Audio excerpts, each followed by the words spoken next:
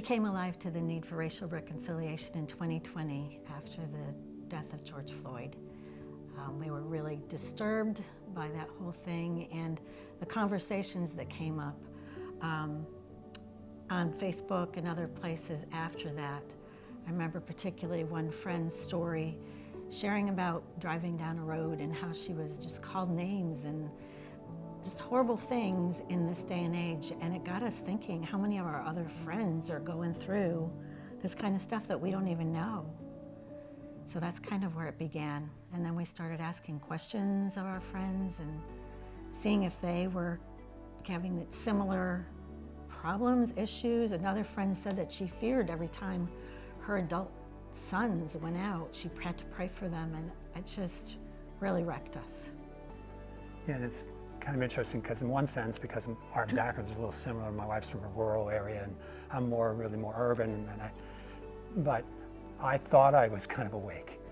And then George Floyd happened and I realized, wait, I'm not so awake as I think.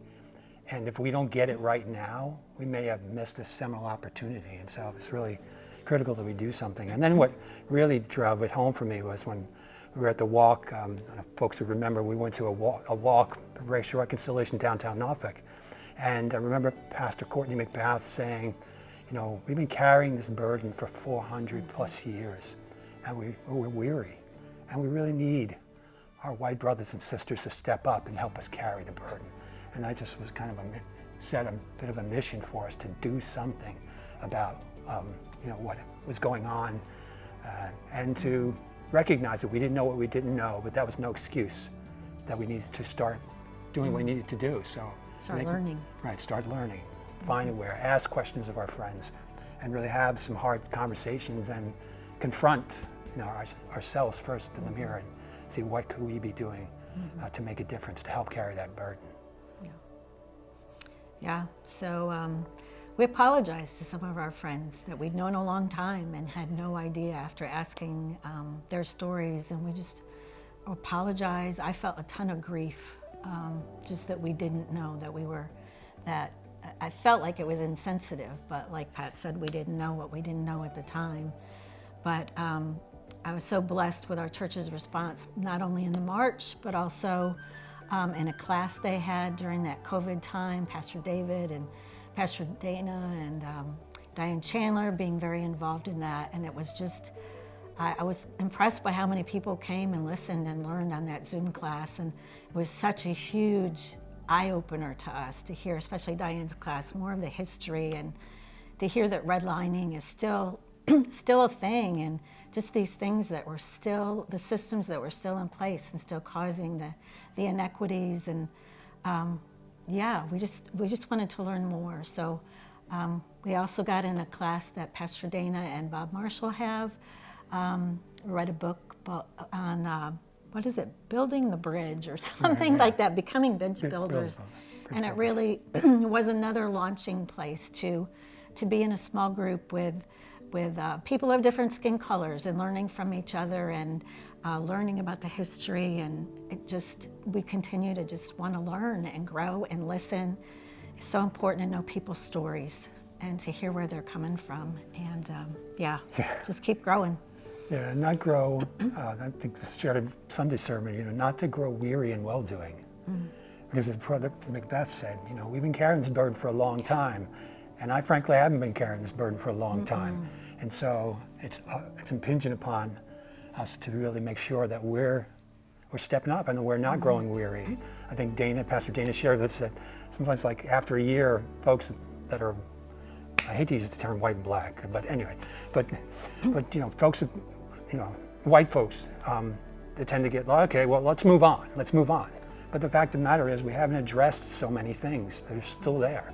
And I remember as part of this group we were in and hearing and learning, one of the things I learned about, or one of the things that God brought to me in terms of what could we be doing was asking, you know, what do you need now? I remember the story of David where Saul had done this horrific thing to people that the Israelites had made a covenant to, and that they would not hurt them, would not harm them. And yet Saul started to try to wipe them out.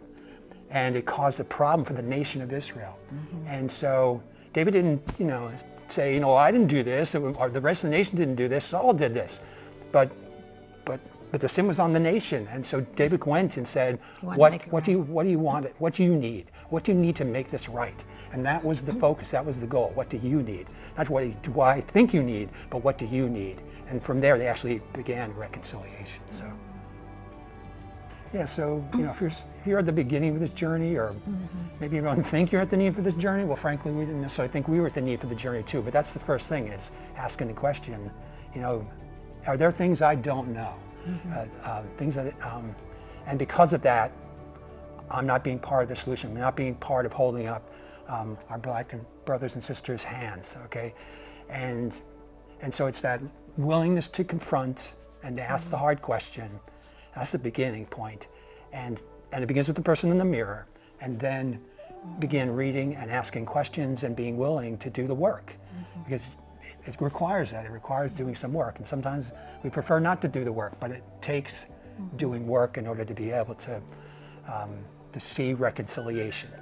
Because it's not easy, and it does take constantly confronting. Many times my flesh will rise up and say, isn't enough, you know, no, I haven't done enough. And in fact, that flesh is rising up tells me there's an issue and I need to be dealing with it, because flesh is still rising up. What does Pastor Dan like to say? That woman said to him 20 years ago, you know, if somebody's getting my goat, it only proves that I have a goat to get. And so I'm trying to keep that in mind, you know, as we're approaching this issue, and recognizing that God's incredibly gracious, and He has a heart for righteousness, He has a heart for justice, He has a heart for mercy, and so we don't do this journey alone. We can't do this journey alone. It's impossible. We would turn away, we would run away, we would go back to old stuff, but as His children, we're called to a whole different kingdom, and so it's impingent upon us to do the hard work, because our brothers and sisters are counting on us to do it. I would encourage somebody who might be at the beginning of their journey regarding racial reconciliation to just read. There's some great resources out there. Pastor Dana, Diane Chandler have, you know, we can make those available. And talk with people, find out their stories, find out what's going on, especially in light of things that are happening in the news, whatever. Just ask the questions if you don't know. You know, what their story is. Do they experience injustice? And yeah, I think we all need to be sensitive to each other's stories, no matter what it is, because that makes who we are, and it also helps us to be sensitive to other people's past, their histories, what they're going through now, and that's how we love each other, is to learn about each other and to love each other and respect each other, encourage each other.